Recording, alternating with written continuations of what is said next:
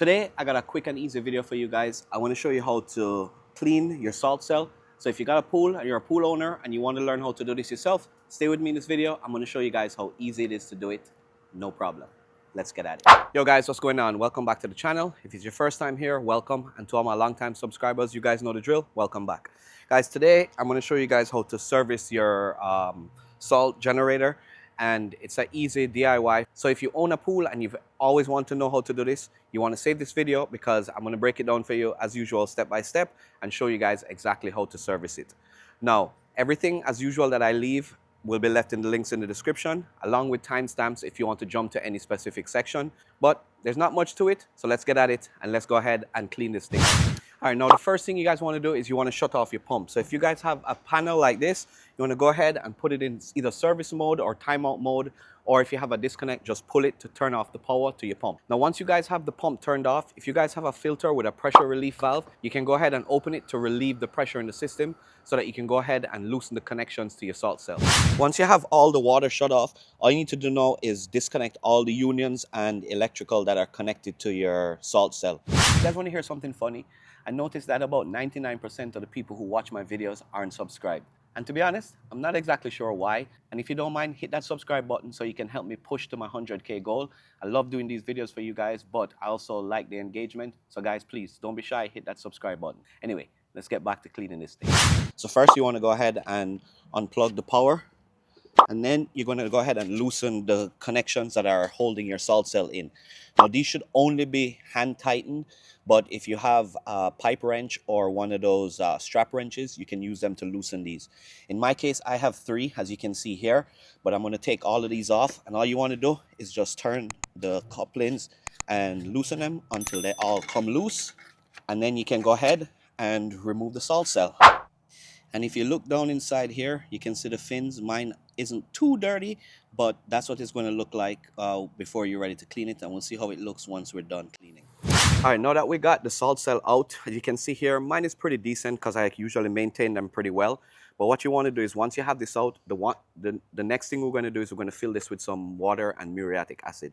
So what we want to do is we want to cap off the ends so that this thing is sealed at all open ends. And you can get one of these stands right here. I'll leave links in the description that goes onto the base, but I have 2 openings on mine, as you can see. So what I got were 2 caps like this, and they just thread on to the end. And as we thread them on, you want to make sure, as you can see here, they just have some rubber gaskets in here. You want to make sure that these gaskets are in place. You don't want to lose them. And all you want to do is screw them on hand tight so that they seal any water from escaping. Just like that. Now we can go ahead and let's clean this thing up. Once you got your salt cells sealed, the next thing you want to do is you want to add some muriatic acid and some pool water. Now what you want to do is you want to add your pool water first, and you want to make this like a 4-to-1 solution. So let's go ahead and fill this thing up 3/4 of the way with pool water. And then you can fill it the rest of the way with some muriatic acid. You always want to add the acid on top of the water. You never want to add the water on top of the acid. And you want to fill it until all the fins are covered. And what you want to do is you want to leave this and let it sit here. It's going to bubble up in some cases if you have a lot of calcium deposits. My fins are pretty clear and pretty clean. There's just a little bit of smoke that's coming off of here. And you want to let this sit until all the bubbles are done and it's not fizzing anymore. And when it's done, you're ready to go ahead and pop this thing back in.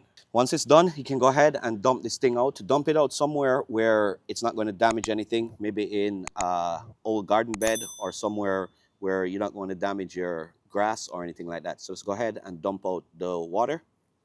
All right, now we're back at our pipe, and you can see inside our salt cell, it's pretty clean.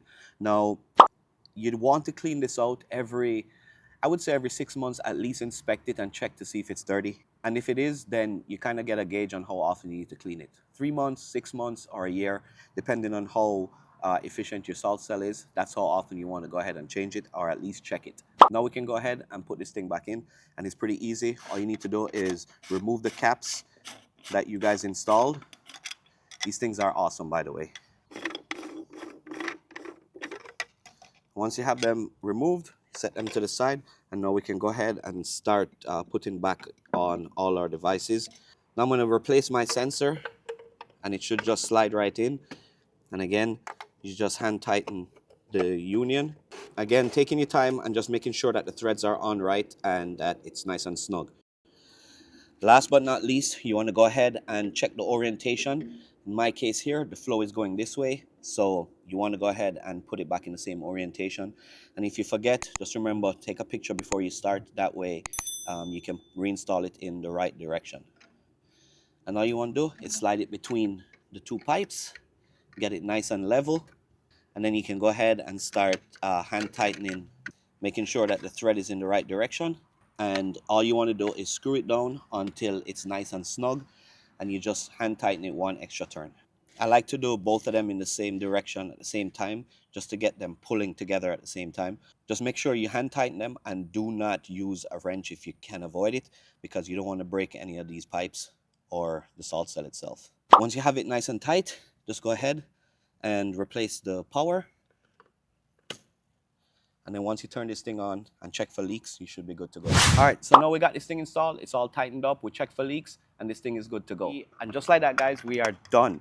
Now, I'm going to leave links in the description to the caps that I use, or you can have this base plate. Depending on the size of your salt cell, it may vary of which one works in your system. But this is pretty much all you need with some muriatic acid and some water, and you're good to go. Now, if you guys find this helpful, please don't forget, hit that like, subscribe button, and help me on my journey to 100K. If you don't mind.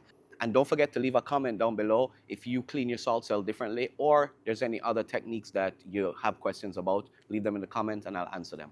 Once again, I thank you guys so much for watching, and until next time, I'll catch you guys in the next one.